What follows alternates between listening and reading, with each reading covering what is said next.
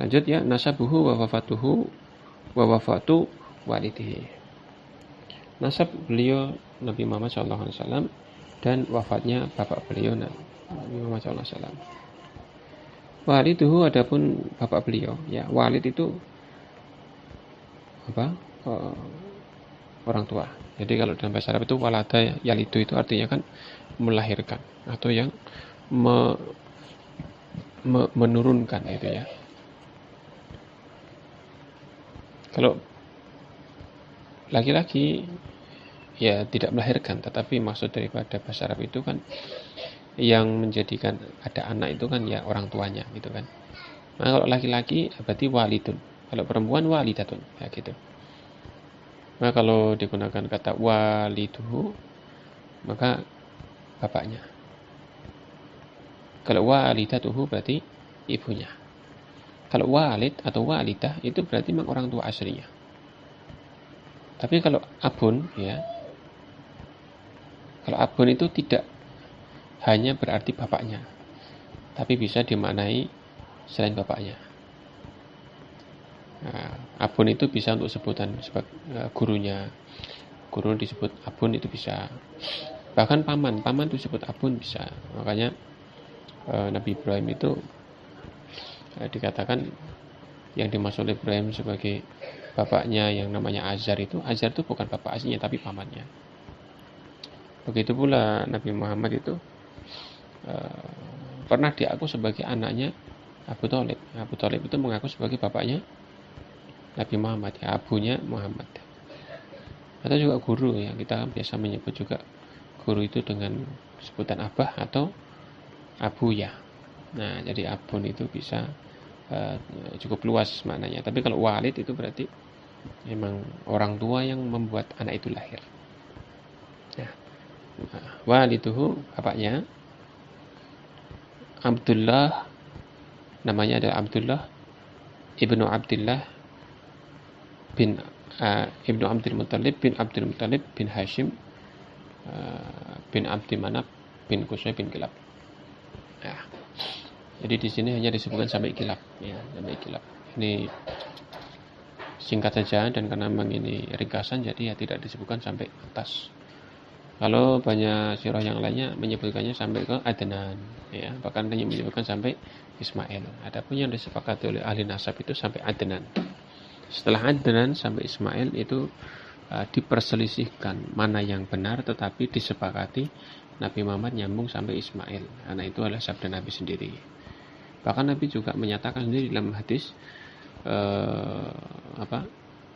para ahli nasab itu keliru ketika merunut nasab beliau dari Adnan sampai Ismail.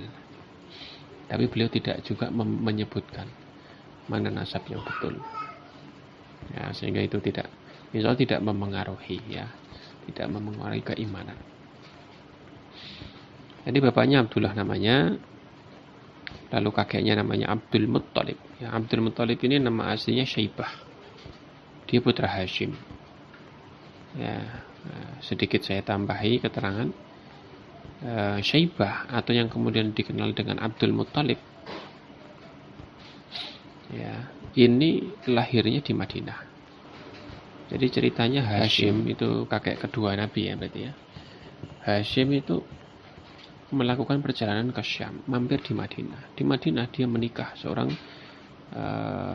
wanita Madinah dari suku Bani Najjar, Lalu Hashim melanjutkan perjalanan ke Syam. Di Syam ternyata meninggal dunia. Nah, istrinya di Madinah melahirkan anak. Ketika lahir anak, di rambutnya ada ubannya. Uban bahasa Arabnya Syaibah, maka anak itu dikasih nama Syaibah. Biasanya orang dulu ngasih nama itu sesuai dengan keadaan ketika lahir atau kondisi atau situasi sebegitu. Nah, si Syaibah ini lahir kemudian tumbuh di Madinah. Beberapa tahun berikutnya saudaranya Hashim ya namanya adalah Al-Muttalib ya. Al-Muttalib bin Abdi Manaf. Ya, ini entah kakaknya entah adiknya Hashim, tapi saudara laki-lakinya Hashim itu berangkat ke Syam, mampir di Madinah. Nah, ketika mampir itu ngobrol sama penduduk Madinah, kemudian diceritai setelah saling bertukar nasab, ya itu kebiasaan orang kan dicari tahu di asal muasalnya. Setelah diketahui ternyata si Al-Muthalib itu Mekah dari dari anaknya Abdul Manaf, berarti saudaranya Hashim, maka dikasih tahu bahwa Hashim itu saudaranya yang dulu meninggal di Syam itu di sini punya anak. Lalu dicari anak itu dan ketemu. Lalu diminta untuk dibawa pulang ke Mekah supaya apa? Kembali kepada keluarga intinya suku Quraisy. Maka Syaibah itu dibawa pulang. Orang-orang di Mekah menyangka itu budak barunya Al-Muthalib. Jadi orang kalau habis berdagang kan kadang pulang bawa budak, ya dibeli. Maka orang-orang itu menyangka itu adalah budaknya Al-Muthalib karena nggak dikenalkan waktu itu. Nah, orang nyebutnya itu budaknya Al-Muthalib, itu ya, hambanya Al-Muthalib. Nah, budak atau hamba itu kan bahasa Arabnya Abdun. Abdullah budak atau hambanya Allah. Nah, Abdul Muthalib itu hambanya Al-Muthalib. Maka penyebutan Abdul Muthalib ini adalah kesalahpahaman sebenarnya, tetapi kemudian ya sudah terlanjur. Kemudian bin Abdul Manaf. Ya, Abdul Manaf ini berarti kakek ketiganya Nabi, ya bapaknya Hashim, bin Qusay, kakek keempatnya Nabi, bin Kilab, kakek kelimanya Nabi. Nah, wa ummuhu, adapun ibunya namanya Aminah bintu Wahab bin Abdi Manaf bin Zuhrah bin Kilab. Nah, ibunya itu Aminah bintu Wahab bin Abdi Manaf. Bapaknya Nabi Abdullah bin Abdul Muthalib bin Hashim bin Abdi Manaf. Tetapi Abdul Manaf yang disebutkan di sini Abdul Manaf yang berbeda, bukan Abdul Manaf yang sama. Buktinya bapaknya Nabi, ya kakek Abdul Manaf dari jalur bapaknya Nabi itu Abdul Manaf bin Qusay, ya Abdul Manaf bin Qusay. Sedangkan kakek Nabi dari jalur ibu itu Abdul Manaf bin Zuhrah. Berarti kan beda. Nah, di sini berarti berbeda, tidak sama. Barulah di Abdul Manaf bin Zuhrah bin Kilab. Sedangkan jalur bapak itu bin Qusay bin Kilab. Nah, disitulah baru ketemu Kilab yang sama. Kilab dari jalur bapaknya Nabi itulah Kilab dari jalur ibunya Nabi. Maka penulis berikan keterangan, fatajtami'u, maka bertemulah apa? Nasab ummuhu ma'a walidihi, antara ibunya dengan bapaknya itu fi jaddihil khamis, pada kakeknya yang kelima, wa huwa Kilab, yaitu Mbah Kilab itu. Nah, seperti itu. Jadi kalau orang Arab itu ngasih nama memang kurang kreatif itu ya, nama itu sama-sama itu ya. Abdullah itu banyak sekali di Arab itu. Orang kasih nama Abdullah itu. Ketika umat Islam hijrah ke Madinah, kemudian lahir putra pertama dari kalangan Muhajirin, tahun kedua Hijriah, yaitu Zubair ibn al-Awwam yang menikah dengan Asma bintu Abi Bakar, yang kemudian punya anak. Bayi itu dibawa kepada Nabi Muhammad SAW, ditahnik, didoakan, kemudian dikasih nama siapa? Abdullah. Namanya Abdullah. Sehingga Abdullah ini ya, karena bapaknya itu Az-Zubair dan kakeknya Al-Awwam, maka kita kenal dengan namanya itu Abdullah ibn Zubair ibn Al-Awwam. Setelah itu lahir juga anak laki-laki, ya, dari Umar bin Khattab, yang ternyata dikasih nama Abdullah juga. Namanya Abdullah juga. Maka ada dua Abdullah, tetapi yang satunya kita kenal Abdullah ibn Zubair ibn al-Awwam. Kalau anaknya Umar bin Khattab, Abdullah ibn Umar ibn al-Khattab. Nah, jadi Abdullahnya sama, tapi ini Abdullah yang berbeda. Diketahui bedanya dari bapaknya atau kakeknya. Bahkan kalau bapaknya sama, bisa kita ketahui bedanya dari kakeknya. Dan Abdullah banyak. Ada Abdullah bin Az-Zubair, ada Abdullah bin Umar, ada Abdullah bin Mas'ud. Lalu sepupu Nabi sendiri, anaknya Al-Abbas, namanya Abdullah bin Abbas. Dan Abdullah yang lainnya, sehingga sampai dalam tarikh itu ada yang dikenal dengan apa? Abadilah. Abdullah. Jamaknya Abdullah bin Abadilah.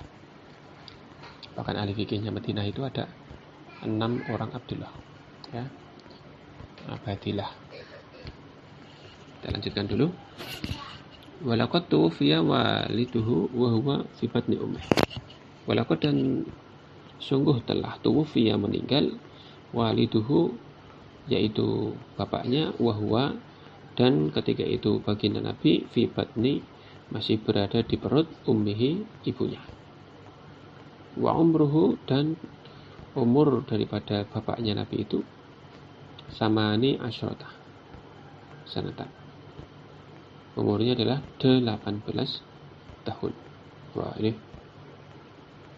mudah sekali ya. 18 tahun. Nah, ini usia-usia pernikahan zaman itu. Wadufina bil Madinati dan dimakamkan di Madinah. Walam yatruk lahu syai'an minal mal. Walam dan tidaklah beliau bapaknya Nabi itu yatruk meninggalkan lahu bagi Nabi syai'an sesuatu pun min daripada al-mali harta. Nah, jadi Nabi tidak mendapatkan warisan harta. Ini menurut versi daripada kitab ini ya. Di kitab yang lain tentu ada yang berbeda. Ini hal wajar lah, biasa.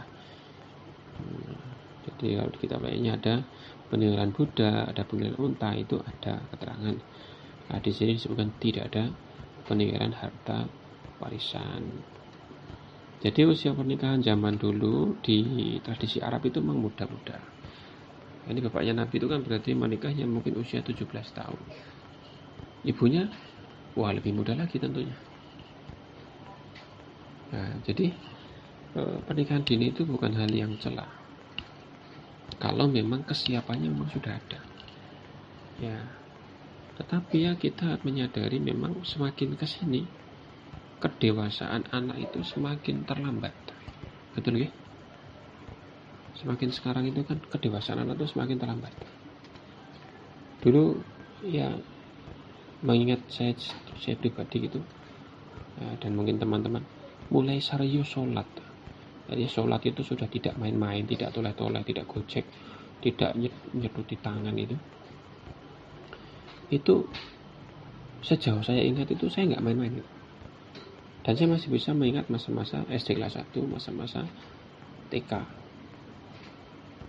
Dan yang saya ingat itu di umur-umur itu saya sudah azan ya, dan saya tidak main-main sholat, serius, tidak akan melangkah. Bahkan kan kalau di kampung ya acaranya kan gerak 3 kali batal gitu ya. Ya itu di mazhab Syafi'i kan begitu, sehingga tidak bergerak, serius itu sungguh-sungguh, dan pandangannya itu ya betul-betul hanya melihat ke depan.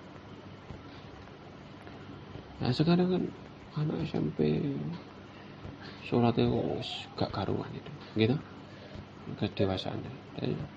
Dulu saya masih ingat SD itu kalau puasa itu kadang-kadang kalau habis subuh jalan-jalan hari Ahad atau libur sekolah, itu saya akan ke sungai ya, di aliran lahar dingin Merapi itu. Saya dari Merapi kan, nanti kemudian ngetus pasir itu, ngetus gesik. Jadi bikin bendungan kecil supaya nanti pasir itu tertahan di situ. Nah, terkumpul nanti kita keluarkan dari sungai sampai segunungan. Nanti kita cari truk, kita tawarkan untuk dijual. Supaya apa? Bisa beli sendal baru. Dulu sendal yang paling keren itu ya kalau mereknya Carville atau Neckerman. Wah, itu harganya puluhan ribu, dan tahun 90-an itu ya pasir itu yang ya segunungan mungkin. Kalau dianggap pakai angkong itu mungkin ya 10 angkong itulah. Itu dihargainya ya kadang 2.000, 3.000 kayak gitu. Nah itu kemandirian, ngerti gawean.